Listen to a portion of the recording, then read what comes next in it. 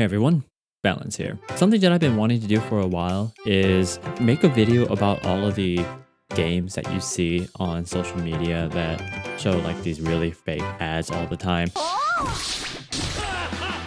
And honestly, I had been curious as to what those were like. Truthfully, I never really looked online, but I wanted to see for myself. I've downloaded 5 different games. I saw them all the time, and I just picked them and downloaded them. I had actually recorded 3 of them, but the thing is that the screen capture did not actually save, so I'm hoping that this will actually save properly this time. Without further ado, let's just go ahead and get right into it with Kingdom Guard. You see this large snake coming towards you? Pretty scary, huh? You can actually survive by destroying segments of the snake. That would be fun, right? You know, slowly getting stronger by upgrading your weapons as you go along? Well, too bad because that's not part of the game at all. In fact, it's a tower defense game. One thing that I've noticed that with a lot of these games, they are in portrait mode, which I guess makes sense because if you're playing, you kind of want to be able to play with one hand. This is a tower defense game, as you can obviously see. And in order to train them or get units, you have to press the train button and you'll get a random unit that you will get as you progress in the game. And you can see that there are numbers at the bottom. That's important because what you do is you can combine them to level them up. This character right here is Claudia, which you can get from a gacha thing right over here, I think. And you can promote them and you can buy them. I don't know why there's like this girl in a kimono out here just doing a dance. So let's kind of look at other parts. So I think the tavern is the gacha part because I want to see how bad the monetization is. So there's this over here. You can get the value pack. And as usual, there's like 3,100%. And they have so many things here, like holy cow, there's so many monetization options over here just to make your life. This is wait, hold up, do you see this price? Yeah, look at these prices. This is phenomenal. This was one of those few games that was advertised on Facebook that actually matched a little bit of its ad. So as the name would suggest, Hunt Royale is a battle royale type of game where you are competing against other people in a battleground-esque arena. What was great about this particular game, though, was that it was played exactly how it was advertised on all the social media platforms I saw it on, which is good. That's all we ask, right? But I know how these games are. The item shop is the biggest trap of the game. You can purchase gold, gems, a VIP membership, and a season pass. On top of that, if you want to get free items that you get after a battle, they encourage you to watch ads in order to get them. A staple of these low-budget games. As if that was not bad enough, there are also gacha that you can pay in order to pull in stronger units to use in your games. So, as usual, there's like gold that you can buy and there's premium currency that you can get. It looks like there are daily deals, which is clever. You can even get an extra item over here where if you watch an ad, just like last time, you can get even more stuff. Is this a battle pass? This is interesting in the sense that where you can get the VIP membership and try for free. So what I usually believe is the tactic for these sort of things is it's supposed to make you feel like you're getting a lot out of it. It's either supposed to hook you in and actually get you addicted, or 2, make you forget, and then after about a week, you suddenly find yourself being deducted of a few dollars here or there, or even more. It's almost as though they used as many predatory microtransaction tactics as they could. Not a horrible game, honestly. It's something I can easily see myself playing to pass the time while I'm out in public or taking public transit. I probably wouldn't play it otherwise. Definitely not while I am at home. This is one of those games that I just don't fully understand why it was made. Unlike Holocure, Survivor.io is a bit more of a shameless ripoff of the popular game Vampire Survivors. It even includes Survivor as part of its name. Survivor.io honestly feels more of a reskin than anything. The map is large, repeats itself, the items and weapons generally function the same, and some of the mini-bosses have similar setups to that of Vampire Survivor. But there are a lot of similarities between this game and Vampire Survivors, which is fine to a degree, right? Because there's Holocure, which is very similar in that aspect where you have this gameplay loop of just trying to survive as long as possible. But I think the difference between Holocure and this is that Holocure honestly comes up with very novel ideas. Like, you even have your ultimates, just really cool. And they even include other mini games that you can do. This feels too much like coming up with its own identity with as little effort as possible.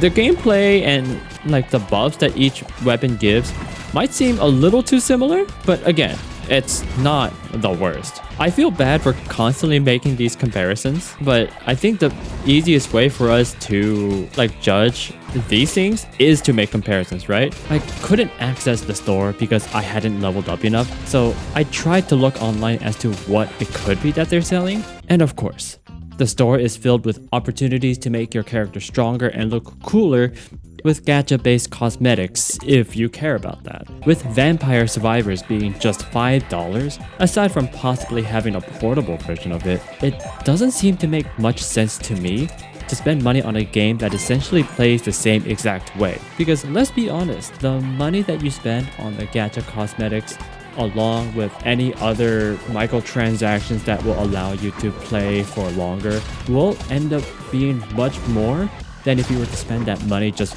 buying Vampire Survivors outright. I think for this game in particular, it should be a pretty easy hard pass.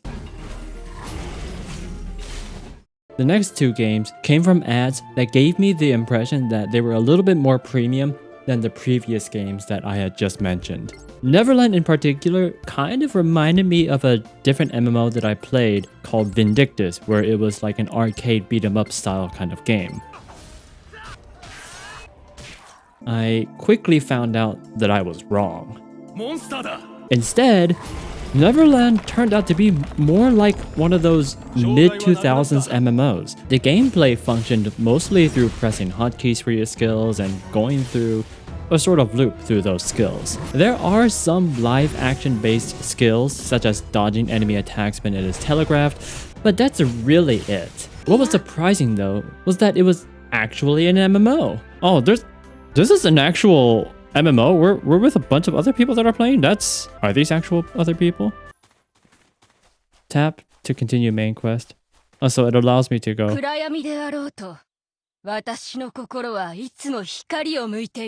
That's not what she said at all. Okay, so this actually is playing like one of those old MMOs. Oh, I see. So yeah, entry point was the best, is how a lot of these games start, where they kind of show you like the full potential of your class. So that gives you a sneak peek on what it is that you could potentially do. And then it'll send you back to level 1 so that you have something to look forward to, something that you can actually work towards.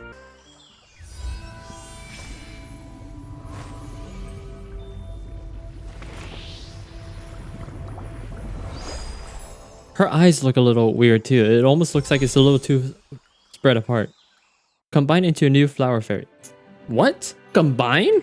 One thing I did notice, however, was how the fairies were implemented in the MMO. It reminded me a lot of Fate Grand Order, with how if you got multiple versions of the fairy, you could essentially ascend them in a way to make their power stronger. When I finished the tutorial part of the game, it was then that the monetization options finally popped up and I realized that was their primary source of revenue, giving players the opportunity to gacha for different fairies.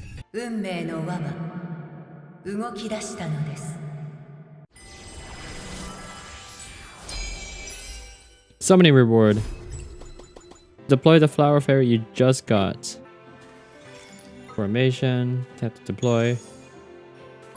Okay, so that thing really was like a in-game currency. This sort of gameplay has long been overdone and it's really not fun anymore. There might be a few exceptions, but for me, Neverland is not one of them. Oh my god, immediately. No, thank you.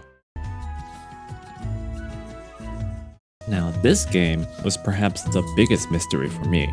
All of the ads were either anime clips of delicious looking food or images of scantily clad anime monster girls, so I had no idea what the actual game was supposed to be. Going into the game, I could tell there was definitely a lot of effort put into the art and the music. They are definitely trying to get you with the cute girls. The splash art logging into the game for the first time was honestly pretty cute.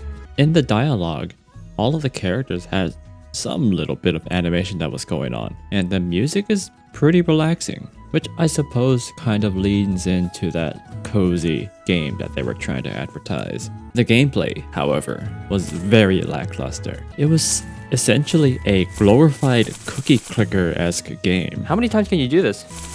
There is this mini game before going into certain locations in the map, which I never really understood. So I have to spend money in order to advance? But that's about it.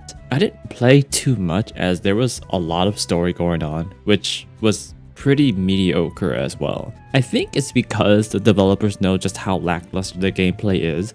They spent more money to bring out the sex appeal in the characters as much as possible. They definitely also used all that money for the advertising and marketing they spread across all the different social media platforms. Anyway, because there was so much story in the game, I didn't progress far enough to see what the monetization options were. If I were to guess though, it would most likely be items that are supposed to provide some quality of life enhancement to your gameplay. That's how it was with Cookie Run Kingdom, and I'm pretty sure that's exactly how it's going to be for Isekai Slow Life. Compared to the other game, Neverland, that we just played before, this is very easy to play. And again, when I'm looking at the kinds of games that I want to play on a mobile phone, I don't want to play something too intense, personally. I don't think it's a bad game so far. With that said, it is interesting to see now, out of all of these 5, only a few of them seem to have been somewhat accurate, which was Neverland and that Hunter Royale thing. Isekai Slow Life, it didn't really show you much of what its game actually was supposed to be like, and now we finally understand what it is. So those were 5 different games that we tried from the ads on Facebook and Instagram. If this is something that you liked, please leave a like and comment and subscribe. And if you want me to actually continue on any of these games, to go more in depth on any of them for a single video, let me know, and I'll be more than happy to give it a shot for some of them. With that said, thanks everyone, and I'll see you next time. Bye.